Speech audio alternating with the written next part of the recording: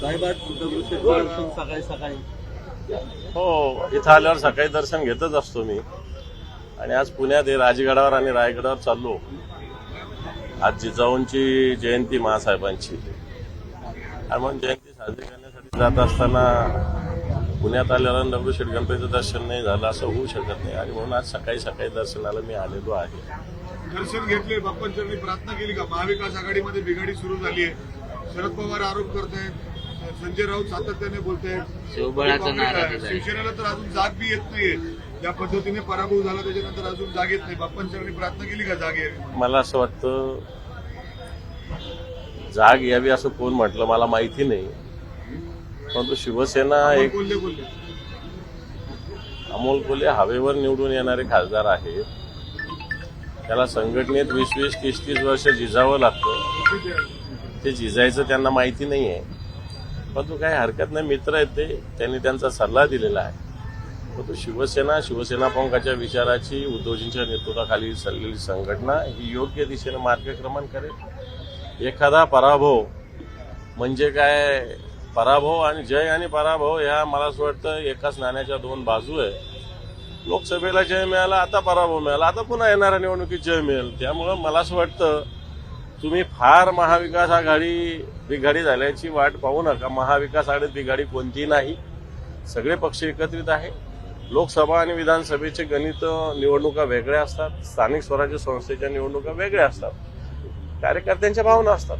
नाही, मुद्दा तोच आहे. स्थानिक स्वराज्य संस्था जनरली सगळे पक्ष स्वबळावर लढतात, त्यात नवीन काय नाही. पण त्यानिमित्ताने असं एक वातावरण निर्मिती केली होती की महाविकास आघाडी फुटली. महाविकास आघाडी फुटत नाही.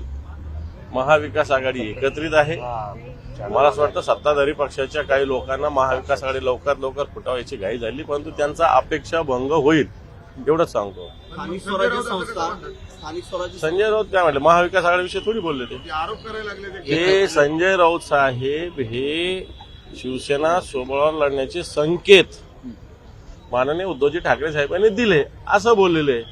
ते काय महाविकास आघाडीविषयी कुठे बोलले काय? एकटे लढण्याची तयारी होती, म्हणजे अर्थात जमत नाही ना असं त्याचा अर्थ नसतो. बरं सर, मुद्दा असा आहे, गेल्या महिन्याभरात आदित्यजी सीएम साहेबांना 3दा भेटलेले आहेत.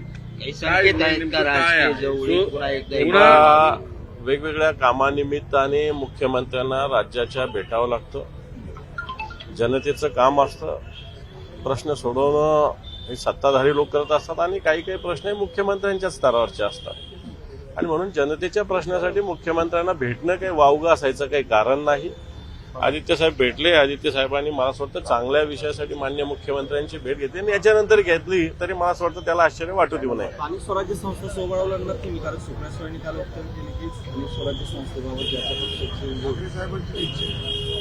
हे बघ, आता ही भूमिका स्पष्ट केलीच ना शिवसेनेने. आता वारंवार ते विचारायचं काय कारण आहे? काल संजय राऊत साहेब शिवसेनेचे नेते आहेत, अधिकृतरित्या ते बोलतात, आणि म्हणून त्यांनी काल सांगितलेलं आहे की उद्धवजी ठाकरे साहेबांनी असे संकेत दिलेले आहेत. काय संकेत दिले?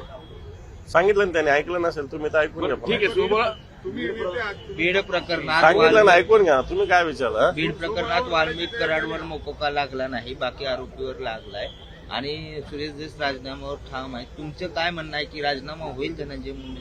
द्यावा लागेल. जनतेचा दबाव आहे, जनतेची मागणी आहे. ज्या पद्धतीनं गुन्हेगारांना पाठीशी घालण्याचं काम बीडमध्ये धनंजय मुंडे यांच्या नेतृत्वाखाली चालतं, तर याचा अर्थ त्या नेतृत्वाला राज्याच्या वैधानिक संवैधानिक पदावर राहण्याचा कोणताही अधिकार नाही, हे स्पष्ट आहे. आणि त्यामुळे धनंजय मुंडे यांना राजीनामा द्यावा लागेल. आता तुम्ही सोबळाची भाषा मान्य आहे, मुंबईत आहे तुमची ताकद, पण पुण्यात उरले सुरलेले नगरसेवक भाजपनेच पळून नेलेले. शिवसेना कोणत्या व्यक्तीवर आधारित पक्ष नाही. शिवसेना जनतेच्या आणि संघटनेच्या ताकदीवर उभा असलेला पक्ष आहे. कित्येक लोक शिवसेनेत आले आणि कित्येक लोक गेलेले आहे. शिवसेना संघटना तळपत राहिलेली आहे तलवारीसारखी भवानी मातेच्या. आणि येणाऱ्या निवडणुकीत सुद्धा नुसती मुंबई नव्हे तर पुणे असेल, नागपूर असेल, संभाजीनगर असेल, नाशिक असेल, कोल्हापूर असेल, ठाणे असेल, या सगळ्या ठिकाणी शिवसेना अतिशय तळपती तलवार राहील, एवढं तुम्ही लक्षात ठेवा. तुमचे काही आमदार पुण्यामध्ये होते काय, त्यांची भेट झाली असं काय? तुमची दादांची सकाळी भेट झाली? कोण दादा? अजितदादांनी तुमची भेट झाली माझ्या सर्किट हाऊसला? नाही, माझी नाही झाली भेट. असते तर मी भेटलो असतो, त्याला काय प्रॉब्लेम. तर शरद पवारांनी असं वक्तव्य केलंय मुख्यमंत्र्यांच्या संदर्भात की महाराष्ट्राला शांत ठेवण्यात फक्त ही जबाबदारी मुख्यमंत्र्यांची नाही तर सगळ्यांची. एका अर्थाने कुठेतरी मुख्यमंत्र्यांसाठी त्यांचं एक म्हणजे साईड म्हणजे एक वेगळा कॉर्नर दिसतोय सध्या पवार साहेबांचा. बा, मुख्यमंत्री या राज्याचे प्रमुख आहेत. चांगल्या कामासाठी त्यांना सहकार्य करणं राज्याची जबाबदारी आहे सगळ्यांची. चांगले काम करत असतील तर त्यांना मला असं वाटतं आपण सहकार्य करायला काही हरकत नाही. आपण हेही सत्य आहे की एकटा मुख्यमंत्री सगळं सांभाळू शकत नाही. त्याला जनतेची साथीची गरज असते. कारण जे चांगलं करत असतील त्याला जनतेनं साथ द्यावी अशा प्रकारची भूमिका जर शरद पवार साहेबांची असेल तर मला वाटतं तीच भूमिका सगळ्यांची असेल. वेगळी भूमिका कोणाची असायचं काही कारण नाही. अलीकडे शरद पवार मुख्यमंत्र्यांचं उदो करताना दिसतंय, फोनवरून बोलतात.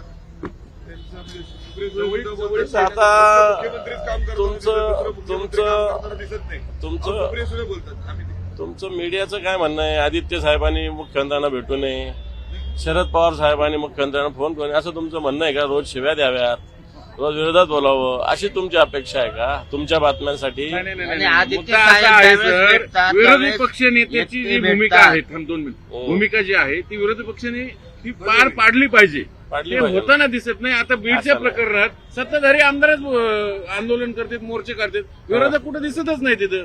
हा मुद्दा हे आहे. पहा, विरोधक दिसत नाही म्हणजे तिथलं बजरंग सोनवणे कोण आहे? विधिमंडळाच्या अधिवेशनात सगळ्यात आधी मी या विषयावर स्थगन प्रस्ताव मांडला होता. माहिती आहे आपल्याला. सगळ्यांनी या विषयावर आंदोलन केलेलं आहे. विरोधी पक्षचीच भूमिका जर कोणी मांडत असेल तर मला असं वाटतं त्याला आम्ही काय थांबवायचं, मांडू द्यायचं. सत्ताधारीच मांडत असेल जी भूमिका विरोधी पक्षाची तर मला असं वाटतं त्याच्यात आमच्या भूमिकेचं ते यश आहे असं मी मानतो. त्याच्यात दुसरा अर्थ असा निघू शकतो की सत्ताधारीच विरोधी पक्षाची जागा व्याप्त आहेत आणि विरोधी पक्षाला मला कॉर्नर असं करतात. वाटतं पुण्याच्या पत्रकारांना जास्त कळतं सगळ्या गोष्टी. त्याच्यामुळं विरोधी पक्ष सत्ताधारी जर विरोधी पक्षाची जागा घेत असेल तर मला असं वाटतं विरोधी पक्ष सातत्यानं कायदा सुव्यवस्थेविषयी बोलतोय, महिलांवर अन्याय अत्याचाराविषयी बोलतोय, या राज्याच्या आर्थिक स्थितीविषयी बोलतोय. सरकार येऊन 1 महिना झालेला आहे आणि 1 महिन्यात ती हळद हो गोरी असं तर होत नसतं ना. थोडासा वेळ जाऊ द्यावा लागत असतो ना. बीड आणि परभणी प्रकरणात काय आता तुमची भूमिका आहे की काय व्हायला पाहिजे? कारण सरकार तसं काही कुठली भूमिका घेत नाही अजूनपर्यंत सरकार ठोस भूमिका ठोस भूमिका घेत नाही. सरकार गुन्हेगारांना संरक्षण देतं ही आमची स्पष्ट भूमिका आहे. जे मुख्य आरोपी आहे त्यांच्यापर्यंत अजून सरकार पोहोचत नाही माहिती असूनही. वाल्मिक कराड असेल, वाल्मिक कराडांना खून केलेल्या लोकांनी सातत्याने संपर्क साधलेला आहे. वाल्मिक कराडांच्या दबावामुळे पोलीस स्टेशनमध्ये कंप्लेंट 3 तास रजिस्टर झाली नव्हती. या सगळ्या गोष्टी सुस्पष्ट असतानाही वाल्मिक कराडावर अजूनही 302चा गुन्हा दाखल होत नाही. कित्येक प्रकरणामध्ये जे आरोपी देशाच्या बाहेर आहे त्यांच्यावर 302 आणि गुन्हा इथं घडलेला आहे. कारण त्यांचा त्या गुन्ह्यात काही ना काही अप्रत्यक्ष सहभाग असतो. वाल्मिक कराडांचा या गुन्ह्यामध्ये प्रत्यक्ष सहभाग आहे. पोलिसांची भूमिका ही वाल्मिक कराड आणि त्यांचे जे कोणी वरिष्ठ त्यांना संरक्षण देण्याची दिसते.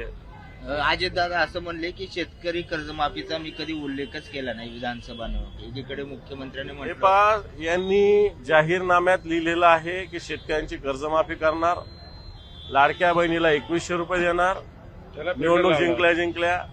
मला असं वाटतं उलट हे सरकार आम्ही आधी सांगत होतो तर आमच्यावर टीका होत होती की आता हे सरकार जसं पंतप्रधान कृषी सन्मान योजना आहे, शेतकरी सन्मान योजना, याच्यात राज्यात 1,21,00,000 लोकांना शेतकऱ्यांना मदत मिळत होती. आता ती संख्या 81 लाखावर आलेली आहे. म्हणजे जवळपास 40 लाख कमी झालेली आहे. 1,21,00,000मध्ये 40 लाख कमी झाली म्हणजे 33% कमी झाली. येणाऱ्या काळामध्ये लाडकी बहीणमध्ये सुद्धा हेच होणार आहे. आणि मला वाटतं शेतकऱ्यांच्या तोंडाला हे सरकार पानं पुसणार आहे. परंतु विरोधी पक्ष म्हणून शेतकऱ्यांची कर्जमाफी झाली पाहिजे याच्याविषयी आम्ही निश्चित आवाज उठवू.